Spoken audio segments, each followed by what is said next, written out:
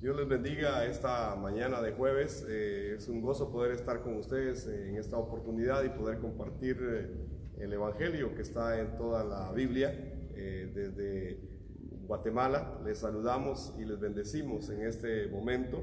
Sabemos que en la mayoría de países sigue estando la cuarentena por el COVID-19 y pues en medio de esta temporada donde hemos estado resguardados en nuestros hogares, no hemos dejado de llevar la palabra del Señor, y hoy estamos haciéndolo desde acá de Mazatenango, Guatemala, así que les invitamos a que se queden con nosotros y puedan recibir la palabra del Señor. Quiero abrir la Biblia esta mañana en Génesis 25 y versículo número 5. Quiero leer este versículo del capítulo 25 de Génesis, y dice de la manera siguiente: y Abraham le dio a Isaac todo cuanto tenía.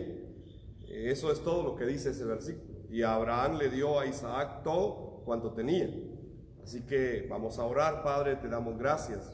Te bendecimos, Señor, porque tú eres bueno y tu misericordia nunca termina, Señor del cielo. Agradecemos por la vida que nos das, Señor, en este día.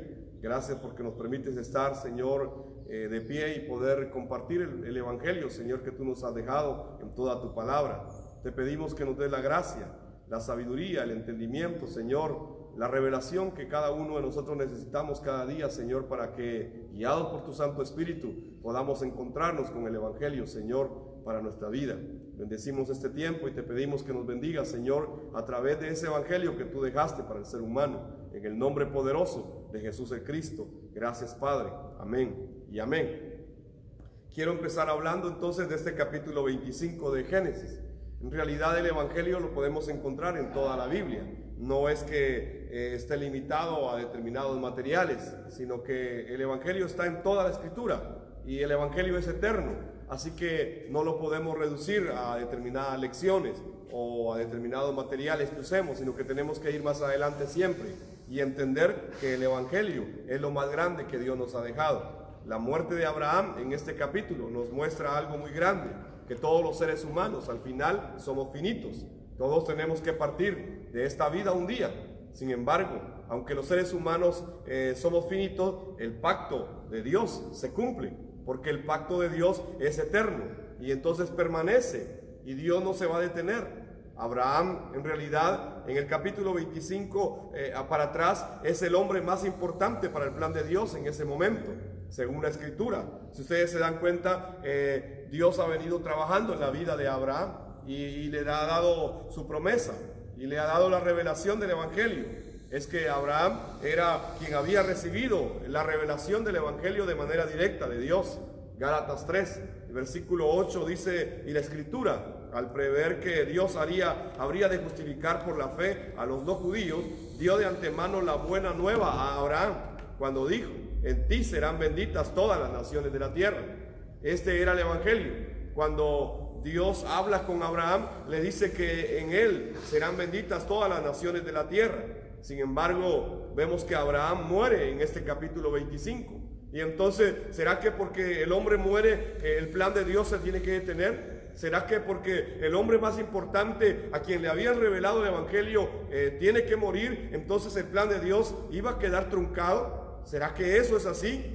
En realidad no. El plan de Dios continúa, porque la promesa del Mesías Cristo debe cumplirse. Aunque el hombre al que le habían revelado el Evangelio tiene que morir, en realidad el pacto que Dios ha establecido no se va a detener. Otro aspecto de este capítulo 25 del libro de Génesis es acerca de Isaac.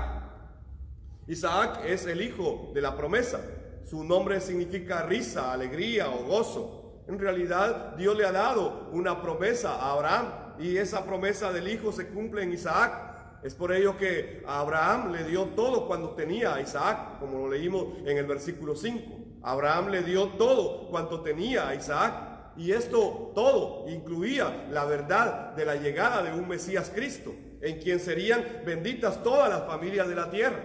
Este es otro aspecto que encontramos en este capítulo 25. También vemos el nacimiento de Esaú y de Jacob. Y esto nos muestra también la línea de sucesión, de primogenitura, que va a caer sobre Jacob, y en donde esa línea va a continuar. Y vemos más adelante que esa línea trae la descendencia del Mesías Cristo. Es que al final, en realidad, todo este capítulo de Génesis 25 nos está hablando de varios aspectos, pero todo esto apunta hacia un solo mensaje: es que va a venir el Mesías Cristo. Va a llegar el Mesías Cristo, y todo lo que está sucediendo en la vida de Abraham, en la vida de Isaac, en la vida de Jacob y Esaú, tiene que ver con esa línea de descendencia del Mesías Cristo. Así que voy a ir al primer punto de este tema. Dios mismo reveló el Evangelio a Abraham. El Evangelio tiene que ser revelado de parte de Dios. No es que alguien lo pueda recibir en un seminario o a través de un proceso de adoctrinamiento de lecciones. No, el Evangelio tiene que ser revelado por Dios. Y Dios mismo fue quien reveló el Evangelio a Abraham. Gálatas 3:16 dice: Dios ha dado las promesas a Abraham y a su hijo. Y noten que la Escritura no dice a sus hijos, como si significara muchos descendientes. Más bien dice a su hijo. Y esto sin duda se refiere a Cristo. En realidad, Abraham era un hombre muy importante, pero no se trataba de él todo lo que estaba pasando. Todo lo que Dios estaba permitiendo en la vida de Abraham y en la vida de sus hijos era enfocado en que ese hijo, esa descendencia, un día iba a llegar. Y eso significaba que se iba a levantar el Mesías Cristo de los lomos de Abraham. Podemos ver entonces en capítulos anteriores que Abraham en realidad no fue un hombre intachable humanamente hablando. No, si usted revisa, por ejemplo, la vida de Abraham, en capítulos anteriores se va a dar cuenta que tuvo hijos con varias mujeres. Ya esto era un problema. Si fuera en nuestro tiempo, sería un problema más grande. También la Biblia dice que mintió acerca de Sara, diciendo que era su hermana y no su esposa. Y claro que él tenía argumento, claro que tenía una justificación, pero en realidad estaba mintiendo delante de Dios. Es que Sara era su esposa. También podemos ver el origen pagano que él tenía. Él venía de Ur de los Caldeos, una civilización que tenía mucho avance en el conocimiento de la astrología. Esto eran los caldeos. Y de ahí era el origen de este hombre llamado Abraham. También vemos que regresó a Egipto después de haber llegado a la tierra de Canaán. Como que Canaán no le ofreció todo lo que él esperaba. Y entonces regresa a Egipto, desciende a Egipto. Y entonces tiene problemas en Egipto. Este hombre en realidad no es que fuera intachablemente alguien que no comete errores. Está cometiendo muchos errores. Y una vez que le tocó ofrecer el culto a Dios y ofreció un holocausto, porque Dios le había dicho que ofreciera ese holocausto, él no ofreció correctamente el holocausto delante del Señor. No terminó de partir las palomas. Y entonces ni siquiera un holocausto pudo ofrecer bien. Así que humanamente hablando, Abraham no es el hombre que muchos consideran. Incluso llegó a reírse incrédulamente cuando Dios le dijo que iba a ser padre a los 100 años. Y él dice que inclinó su rostro y se rió. Y se preguntó: ¿cómo es posible que yo a los 100 años pueda tener un hijo? Así era Abraham. Tuvo temor a morir y engañó a Abimelech también. Entonces, si vemos, hay varias faltas de este hombre. No es que fuera alguien intachable. Algunos lo llaman el padre de la fe. La Biblia no lo describe de esa manera. No es que él sea el padre de la fe. Es que era un humano igual que cada uno de nosotros. Sin embargo, Dios lo había escogido para que de su lomo se levantara el Mesías Cristo. Así que Dios pudo haber escogido a cualquier otra persona. Pudo haber elegido a cualquier otro en su soberanía, pero Dios escogió a este hombre llamado Abraham, con todos sus defectos. Dios lo escogió. Lo más importante era que iba a venir el Mesías. Eso era lo más importante. Así que si vemos, no es que las profecías de la Biblia estén enfocadas en Abraham solamente. No es que nos hablen de un gran hombre de fe que debemos imitar, que tiene esto, que tiene lo otro. Claro que tenía algunas características, pero también tenía cosas que no eran correctas. Entonces la Biblia no está hablando de Abraham, sino que está hablando de Cristo. Es que para esto escogió Dios a Abraham, para bendecir a todas las naciones de la tierra a través de Jesús como el Cristo, la descendencia prometida a Abraham. Dios pudo haber levantado a cualquier otro, pero levantó a Abraham para que de ahí surja el Mesías Cristo. Luego levantó a Israel, levantó una nación de los lomos de Abraham. ¿Con qué propósito? Para que de Israel surja el Mesías Cristo. Si vamos a Génesis 18, podemos entender cómo es que Dios llama y elige a este hombre llamado Abraham. Génesis 18, versos 18 y 19 dice: si Abraham va a ser una nación grande y fuerte, y en él serán bendecidas todas las naciones de la tierra. Yo sé que él ordenará a sus hijos y a sus descendientes que sigan el camino del Señor y que sean justos y rectos, para que el Señor cumpla en Abraham su promesa. Para que el Señor cumpla en Abraham su promesa. Ese era el propósito de Dios. No era levantar un renombre en medio de Abraham. No era levantar un hombre que tuviera fama. No era levantar un hombre que fuera el protagonista de la historia de Israel. No, el propósito por el cual Dios escogió a Abraham es que dice que en él serán bendecidas todas las naciones de la tierra. Es para que se cumpla en Abraham la promesa que Dios ha dado. Es que Dios escogió a Abraham.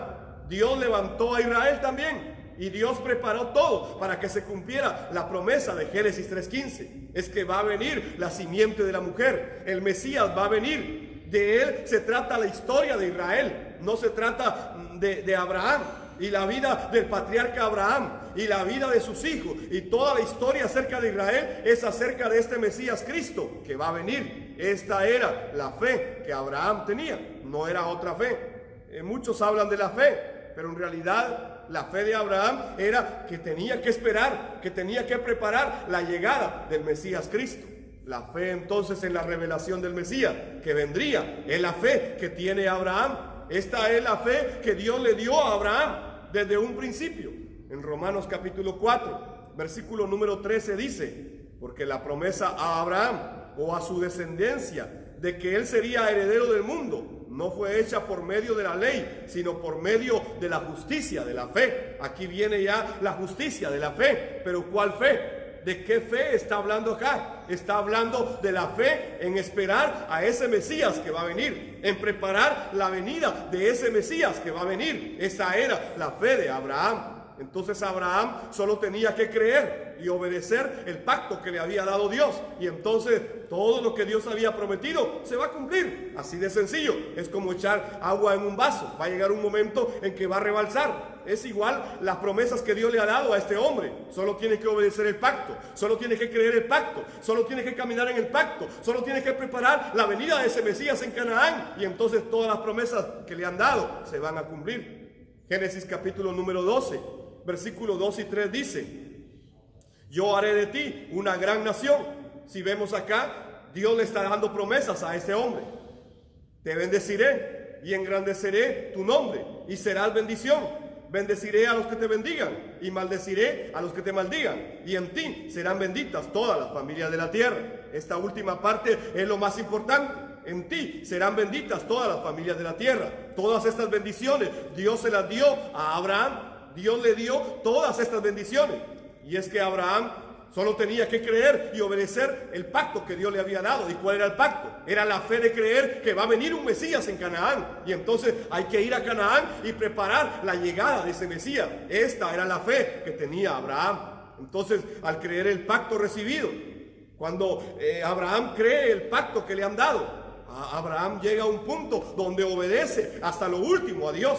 Es decir, es llevado a la obediencia absoluta a Dios al tener que sacrificar a su propio hijo Isaac y mantenerse firme en la fe del Mesías que vendría un día. Esa era la fe que movía a Abraham. No es que Abraham quisiera levantar su nombre. No es que Abraham quisiera levantar un ministerio. No es que Abraham quisiera levantar un patriarcado para dar a conocer al mundo. No, no, no. Es que se trata del Mesías Cristo, de preparar la venida del Mesías Cristo. En Génesis capítulo 22, versos 16 al 18. Y le dijo: yo el Señor he jurado por mí mismo que por esto que has hecho, de no negarme a tu único hijo, ciertamente te bendeciré. Multiplicaré tu descendencia como las estrellas del cielo y como la arena que hay a la orilla del mar. Tu descendencia conquistará las ciudades de sus enemigos.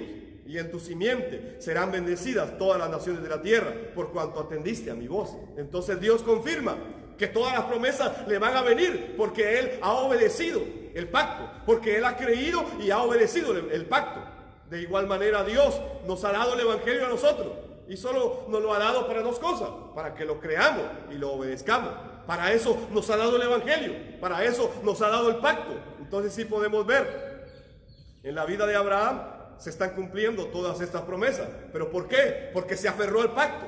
Porque él decidió creer y obedecer el pacto de preparar la venida de ese Mesías en Canaán. Jesús, el Cristo incluso, cuando estuvo en la tierra, confirmó la fe del patriarca Abraham.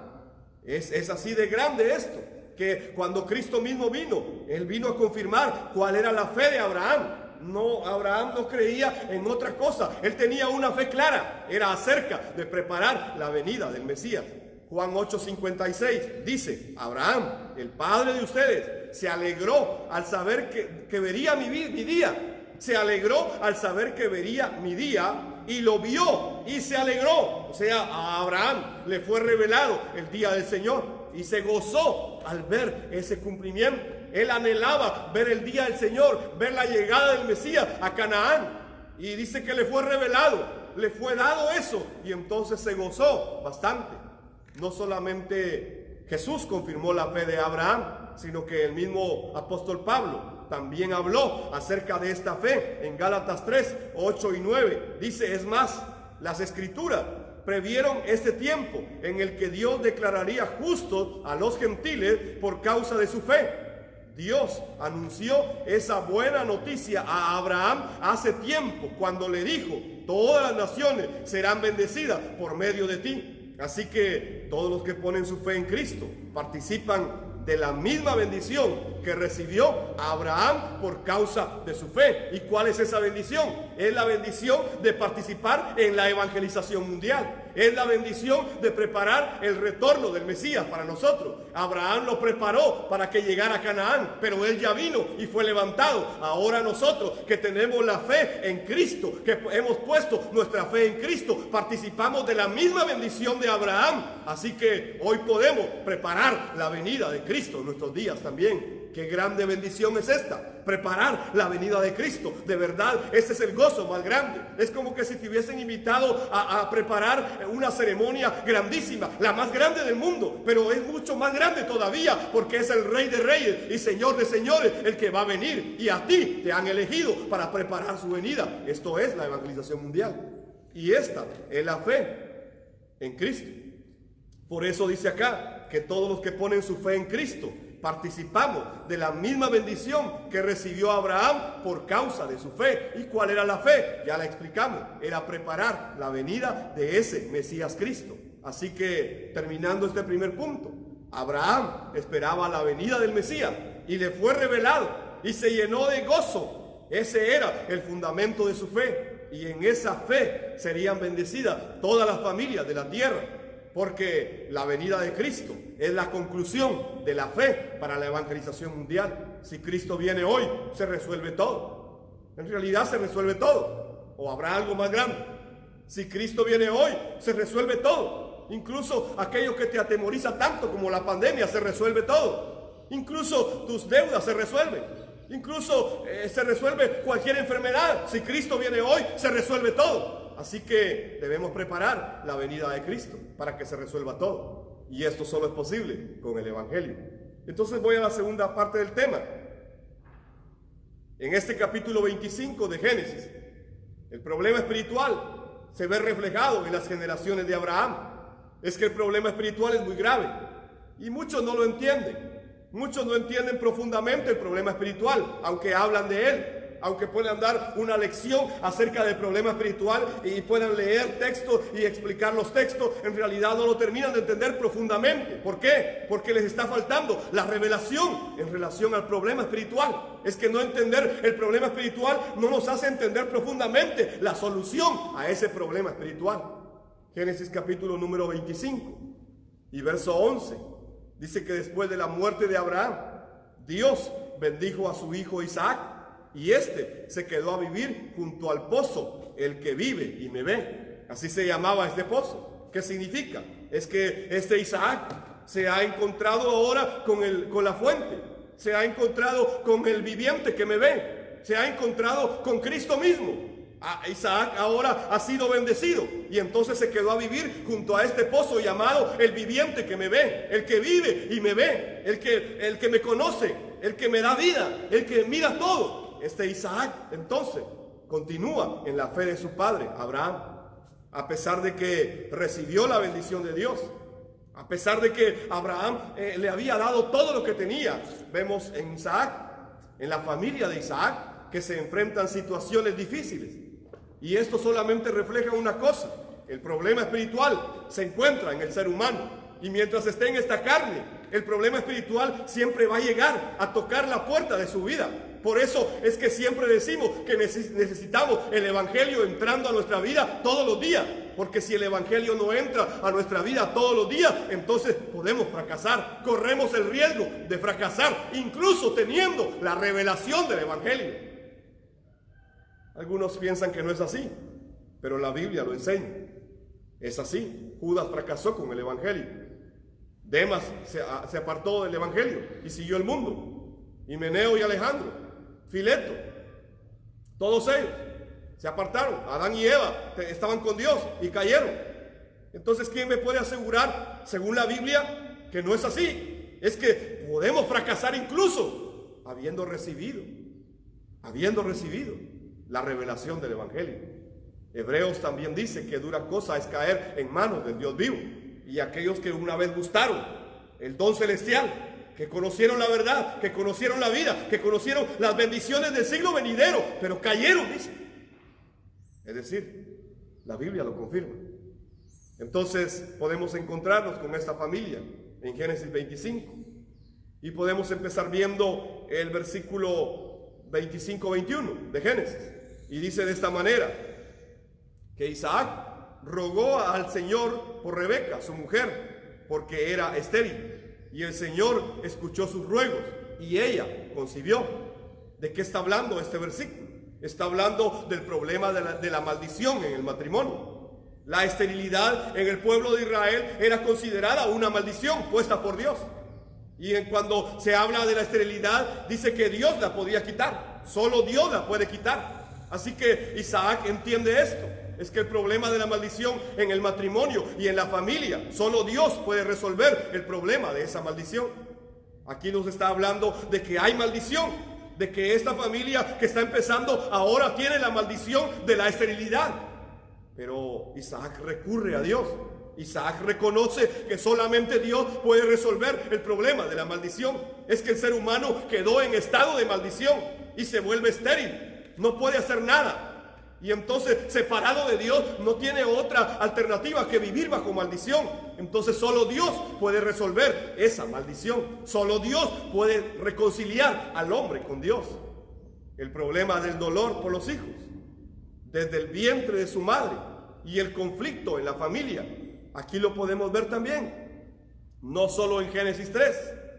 No, es que aquí en Génesis 25-22 dice: pero los hijos luchaban dentro de ella, no habían nacido y ya habían problemas. ¿Cómo es eso? Dice que los hijos luchaban dentro de ella. Así que ella dijo: si esto es así, ¿para qué estoy aquí? Fue entonces a consultar al Señor y el Señor le respondió: en tu seno hay dos naciones. Dos pueblos serán divididos desde tus entrañas. Un pueblo será más fuerte que el otro y el mayor servirá al menor. ¿Cómo es posible que desde el vientre ya hay problemas entre los hermanos? ¿Cómo es posible que desde el vientre ya hay conflictos? ¿Cómo es posible que no han nacido y ya están peleando? Bueno, hoy lo vemos en medio también de las iglesias. Los hermanos se pelean. Lo vemos también en la familia. Viven en la misma casa, pero están peleados. Lo vemos en la evangelización mundial. Tienen el mismo mensaje, pero se pelean. O sea, es lo mismo.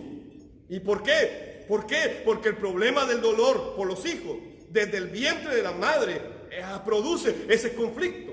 Hay conflicto en la familia. Así que podemos entender cómo esta familia, aunque el abuelo recibió el evangelio, aunque el padre sigue la misma fe del abuelo, en realidad el problema espiritual está presente en esta familia que está empezando. Y no han nacido los hijos y ya están peleando. Y cuando vienen las herencias se vuelve peor el problema, ¿verdad? Porque los hijos se pelean. Porque siempre alguien quiere más que el otro. Y entonces terminan siempre peleados. Este es el problema de la familia. Está metido el problema de la situación de la familia. Así como está en Génesis 3. De igual manera, aquí lo vemos. Es que el problema del corazón humano vuelve también a surgir acá. Igual que en Génesis 3. El corazón humano que tiene preferencias entre la familia. ¿Cuántos hijos no sufren porque sus padres prefieren a su hermano o a su hermana? ¿Cuántos hijos no lloran por esto hoy? ¿Acaso no está el dolor de los hijos en medio de la familia por causa de que hay preferencias en la familia? Esto no es nuevo, está aquí también, versículo 28 de Génesis 25. Isaac amaba a Esaú. Isaac amaba a Esaú porque comía de lo que cazaba, pero Rebeca amaba a Jacob. Es que yo te amo más que tu papá, o yo te amo más que tu mamá. Ese es el problema de los hijos, es el dolor de los hijos. En realidad esto es así hasta el día de hoy. ¿Y de qué nos está hablando este capítulo 25 de Génesis? Nos está hablando de que el ser humano por sí mismo no puede resolver el problema espiritual porque está separado de Dios. Y entonces, si seguimos viendo los versículos 31 y 32 de Génesis 25, dicen de esta manera: y Jacob le respondió, pues véndeme hoy tu primogenitura. Y Esaú dijo, ¿y para qué me sirve la primogenitura si estoy a punto de morir? Es que el problema de los pensamientos dirigidos por la avaricia y el menosprecio por lo espiritual recibido de Dios se evidencian acá. Hay un hijo que quiere más, que quiere ahora la primogenitura, no le corresponde a él, pero la quiere. Y el otro hijo no le interesa lo eterno, no le interesa lo espiritual. La Biblia lo describe como un profano, alguien que profanó lo que le habían dado, alguien que profanó la voluntad de Dios, alguien que profanó lo que tenía que seguir. Pero a él no le interesa la primogenitura. Es más, dice, ¿y para qué me sirve a mí la primogenitura si yo estoy a punto de morir? No le interesaba cumplir la voluntad de Dios, no le interesaba cumplir el pacto que Dios había entregado. No le importaba en lo más mínimo. Y al otro le interesaba tener la primogenitura, al otro sí le interesaba. Entonces podemos ver acá que ya empieza un problema, el problema de los pensamientos dirigidos por Satanás, dirigidos por la avaricia, y en el otro lado el menosprecio a aquello que es eterno, a lo espiritual, y lo vemos reflejado en Esaú. Entonces el problema de poner nuestros ojos en las cosas de la carne, en las cosas materiales de este mundo y no en lo eterno, se ve reflejado también en los versículos 33 y 34 del capítulo 25 de Génesis. Jacob le dijo, pues júramelo hoy mismo. Y Esaú le hizo un juramento a Jacob y le vendió su primogenitura. Entonces Jacob le dio a Esaú pan y el guiso de lenteja, y Esaú comió y bebió y luego se levantó y se fue. Así fue como Esaú menospreció la primogenitura. Vemos el problema de poner entonces nuestra mirada en las cosas de esta tierra. En realidad, Esaú nos muestra aquel hombre que, separado de Dios, no le interesa más que suplir lo necesario en esta vida. Nos muestra a ese hombre separado de Dios que no le interesan las cosas espirituales, no le interesa la voluntad de Dios, no le interesa el pacto, no le interesa nada de Dios, sino que prefiere solamente vivir y dice, de todas maneras ya me voy a morir, de todas maneras voy a morir. Es la gente que piensa que todo termina aquí en la tierra. Este es el problema del ser humano. Entonces, si podemos ver, todo este capítulo nos enseña cómo el ser humano, separado de Dios, sufre de lo mismo que sucedió desde Génesis capítulo número 3. Y sin poder hacer nada por solucionar por sí mismo este problema espiritual que tiene. Esto es de lo cual nos habla este capítulo 25. Y aunque Abraham había recibido el evangelio, que era el abuelo, y aunque Isaac había recibido el evangelio, que era el padre, habían sido bendecidos por Dios. En realidad, Isaac fue bendecido por Dios después de la muerte del patriarca Abraham. Pero a pesar de que tenían todo, ahora sus generaciones están sufriendo, al igual que los hijos de Adán y Eva. ¿Por qué es esto? Es que hay un problema espiritual y ellos necesitan que venga el Mesías Cristo y resuelva todos estos problemas, porque ellos no los han podido solucionar. Este es el mensaje de Génesis 25. Se necesita que venga el Mesías Cristo. Se necesita que venga la promesa de Dios desde Génesis 3:15 para que se resuelva todo este problema de la familia de Isaac. Entonces voy al último punto del tema. ¿Cuál es la respuesta de Dios al problema espiritual entonces del ser humano? ¿Cuál es la respuesta de Dios al problema espiritual que tiene la familia de Isaac en este capítulo entonces? Si revisamos la Biblia, desde Génesis 3, el ser humano quedó separado de Dios. gracias a Satanás y al pecado. Y entonces, como consecuencia de ello, vino toda la maldición que las personas sufren hasta el día de hoy. Esto desde Génesis 3 se viene dando. Esto viene de generación en generación y se repite de una y de otra manera. Y entonces este es el problema espiritual para Isaac y su familia. Era necesario poner los ojos y su mirada en la fe, en la promesa del Mesías Cristo, que un día iba a venir a resolver este problema que ningún ser humano puede resolver por sí mismo. Así que la fe de Isaac y de sus hijos debía estar en el Mesías Cristo, que un día va a venir a Canaán. Esta era la fe que lo debía seguir. Gálatas 3:19 en su segunda parte dice: hasta que viniera la simiente a quien fue hecha la promesa. Hasta que viniera la simiente de la mujer, hasta que viniera la descendencia a quien fue hecha la promesa. Es decir, hasta que venga Jesús como el Cristo, hasta que venga el Mesías Cristo, a quien le fue dada la promesa. Hasta que Él venga. Así tenían que esperar ellos. Dios le había enseñado a Abraham e Isaac en el monte Moria, en uno de los momentos de su vida, que un día vendría el carnero sustituto que sería sacrificado en ese mismo lugar donde Isaac fue ofrecido. Y ese carnero sustituto sería la ofrenda por el pecado de todos los seres humanos. Esto es lo que Dios le había enseñado a Abraham y a Isaac en medio de aquel altar del monte Moria. Y 2000 años después vendría ahí mismo el Cristo a ser ofrecido como el carnero sustituto por el pecado de toda la humanidad. Esta era la fe de Abraham y de Isaac. Si revisamos Hebreos 11, versículo 19 dice que Abraham llegó a la conclusión de que si Isaac moría, Dios tenía el poder para volverlo a la vida. Y en cierto sentido, Abraham recibió de vuelta a su hijo de entre los muertos. Es que Abraham llegó a esa conclusión de fe. Dios es todopoderoso. Así que no importa, si Él quiere que yo lo sacrifique, yo lo sacrifico, pero Él lo va a levantar. Y de esa manera es como Abraham llegó a creer de manera absoluta en esa fe de preparar la venida del Mesías. Y allí en ese acto también le fue revelado que así como Isaac fue llevado al altar, el Hijo de Dios un día iba a ser ofrecido también en ese mismo lugar del monte Moria, como el carnero sustituto por causa de nuestros pecados. Jesús, como el Cristo, es ese carnero sustituto anunciado por Abraham e Isaac, que fue preparado desde antes de la fundación del mundo para resolver este problema espiritual. Jesús, como el Cristo, no es alguien que aparece en el Nuevo Testamento, como algunos piensan. No es alguien que aparece así irrumpiendo la historia de la humanidad y que aparece por el azar. No.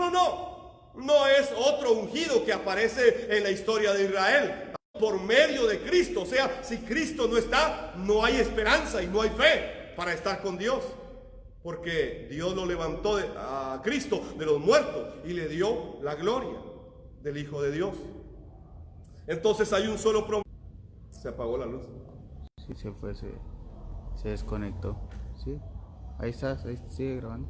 Y entonces, un solo camino. Y ese camino es Jesús como el Cristo. Por eso lo podemos ver en Juan 14:6. Él dijo: yo soy el camino, yo soy la verdad, yo soy la vida.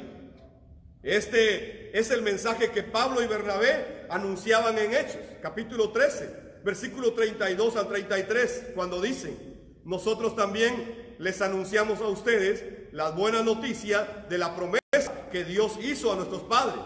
Dios la ha cumplido en sus hijos, es decir, en nosotros, al resucitar a Jesús. Este era el mensaje de Pablo y Bernabé al estar hablando en Antioquía y por todos los lugares a donde ellos iban, en Tesalónica, en Éfeso, a todos los lugares a donde Pablo y Bernabé caminaron, ellos anunciaban este mensaje.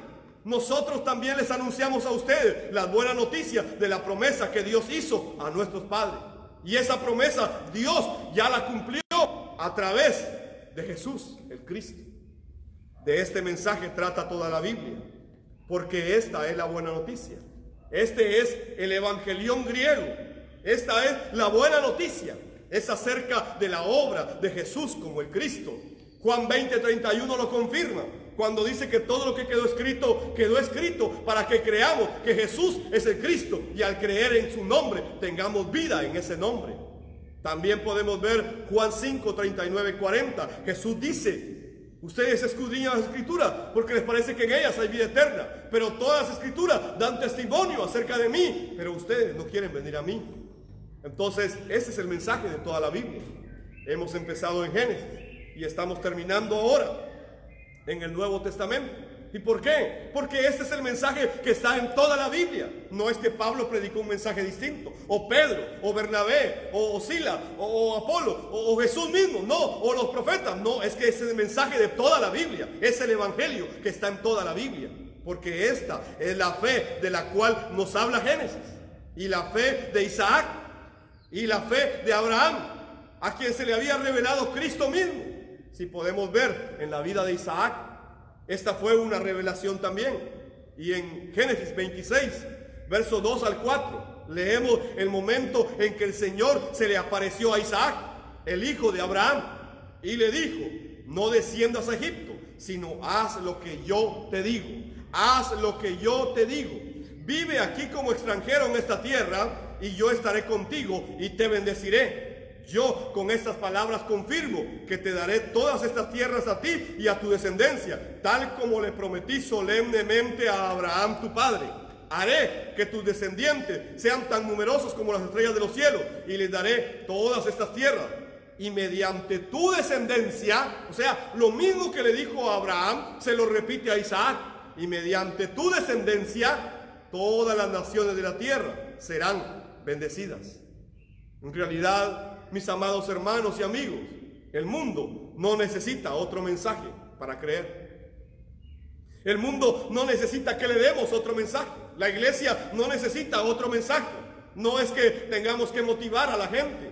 No es que tengamos que levantar el ánimo de la gente. No, el mundo y la iglesia no necesitan otro mensaje para creer. El mundo necesita creer que Jesús es el Cristo, el Hijo del Dios viviente, el Mesías prometido. Aquel que en la cruz y la resurrección ya resolvió absolutamente todo. Todo. Esta es la fe que tenía Abraham. Esta es la fe que tenía Isaac. Esta es la fe que la iglesia debe tener hoy. Esta es la iglesia que hará la evangelización mundial. ¿O acaso seremos como Esaú, que se dejó llevar por un plato de frijoles, de lentejas? Hebreos capítulo 12 habla de este Esaú. Versículos 16 y 17 de Hebreos 12, hablando acerca de Esaú, dice: que no haya entre ustedes ningún libertino ni profano, como Esaú, que por una comida sola vendió su primogenitura. Y ya ustedes saben que después, aunque deseaba heredar la bendición, fue rechazado y no tuvo ya la oportunidad de arrepentirse, aun cuando la buscó con lágrimas, aun cuando buscó con lágrimas esa bendición. Dios ya no le dio la oportunidad de arrepentirse. Entonces, en realidad somos llamados a cumplir el pacto que Dios nos ha dado. Jesús es el Cristo, el Hijo del Dios viviente. Este es el evangelio que usted y yo necesitamos todos los días de nuestra vida en la tierra. No necesitamos oír otra cosa más. Necesitamos escuchar el evangelio. No necesitamos escuchar historias de los ministros y sus hazañas.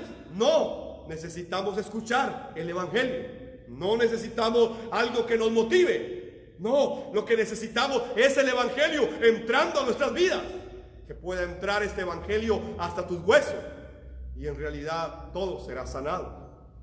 Concluyo leyendo lo que dice Hebreos capítulo 12 y versículos número 3 y 4. Por lo tanto, consideren a aquel que sufrió tanta contradicción de parte de los pecadores, para que no se cansen ni se desanimen. En la lucha que ustedes libran contra el pecado, todavía no han tenido que resistir hasta derramar su sangre. Entonces consideren a aquel que sufrió tanta contradicción, es decir, miren a Cristo, pongan su mirada en Él, que fue crucificado en aquel madero, aquel que sufrió tanta contradicción. Pongan su mirada en Él, porque en realidad esto va a hacer que no se cansen ni se desanimen. ¿Qué necesita la gente entonces? ¿Una palabra de motivación? No, necesitan poner su mirada en Cristo. Necesitan mirar el Cordero de Dios. Necesitan volver su mirada a Dios. Y esto es a través de Cristo, para que no se cansen ni se desanimen. Y en la lucha que ustedes libran contra el pecado, hasta el día de hoy hay una batalla contra el pecado. Por eso es que la familia de Isaac está peleando contra eso mismo. Todavía ustedes no han tenido que resistir hasta derramar su propia sangre. Hasta ese punto fue llevado Abraham al derramar su propia sangre, la propia sangre de su hijo. Hasta ese punto, dice la Biblia, que llegaron también los apóstoles hasta dar su vida. Hasta ese punto debe llevarnos nuestra fe a dar nuestra vida por el Evangelio para cumplir el pacto de la evangelización mundial. Entonces, miremos a Jesús, el que fue crucificado. No a cualquier Jesús, sino al que fue crucificado y se levantó de entre los muertos. Porque ese Jesús, que es el Cristo, el que fue levantado, ese Jesús es el Señor y el Cristo para nuestras vidas. Amén. Que esta fe sea la misma fe que nosotros mantengamos hasta el día de hoy. Que Jesús el Cristo te bendiga. Bendiciones.